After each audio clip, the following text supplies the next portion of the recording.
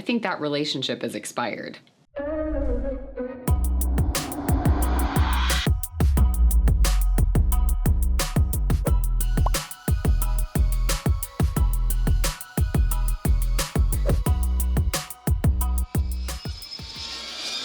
Hey everyone, how's it going? I'm Kira Wackett.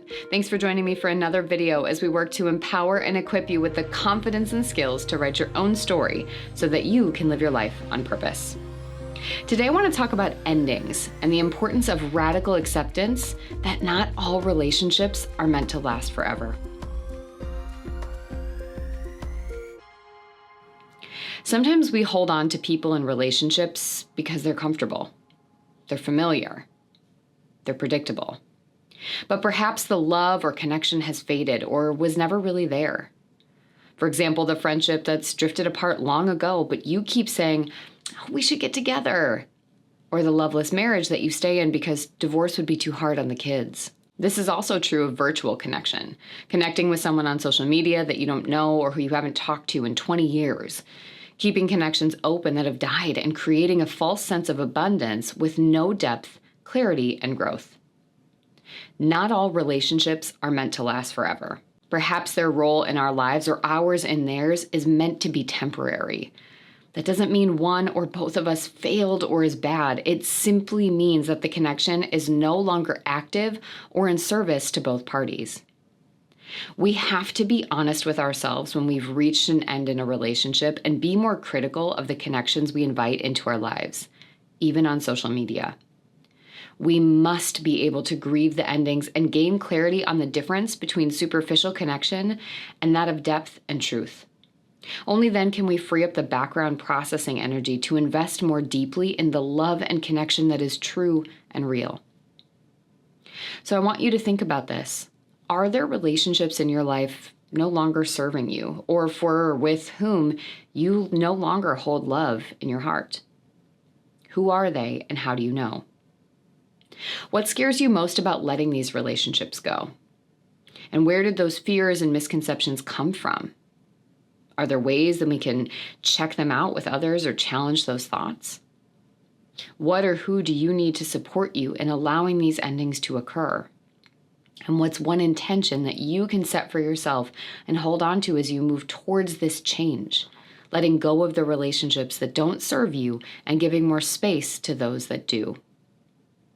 Now, are you feeling stuck as you think about this? Are you noticing some resistance come up? That's okay. This is a lot, and the brain works better when we make big changes approachable in small bites. So here are a few things that you can do to start clearing the clutter of superficial and ended relationships. First, go through your phone contacts and delete anyone that you don't talk to anymore.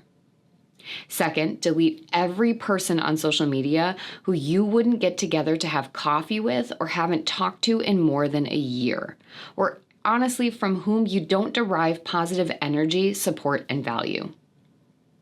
3, make a list of your greatest connections and brainstorm what it is that you love about them and the relationship that you have. Use that as a tool to help you assess others in your life, i.e., do they also provide me with this type of love and support? Do I feel safe with these people like I do with X? Now make plans with someone on this list. And bonus if it's someone that you haven't connected with in some time or you're feeling particularly drawn to.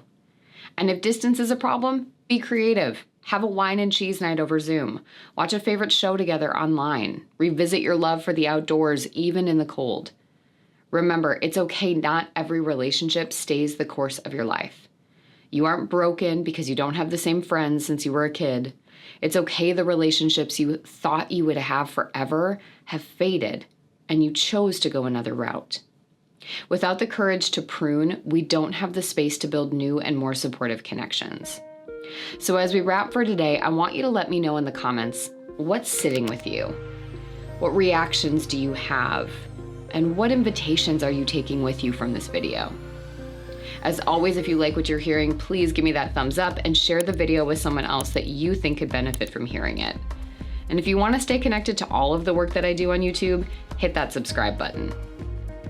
Also, if you haven't joined the AR Insider yet, be sure to click a link in the notes and get yourself on the list to get exclusive content and discounts that I don't share anywhere else, and stay in the know on all of the new content and projects that I'm working on.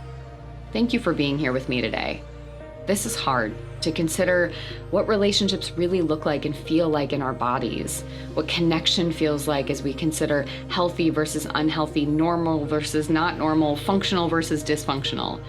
It's a lot, and again, there's ebbs and flows in relationships throughout our lives. Just remember, you have the right to author your own story and to decide what role and what depth each character that comes into your story gets to play. So let's go get that pen back. I'll see you next time.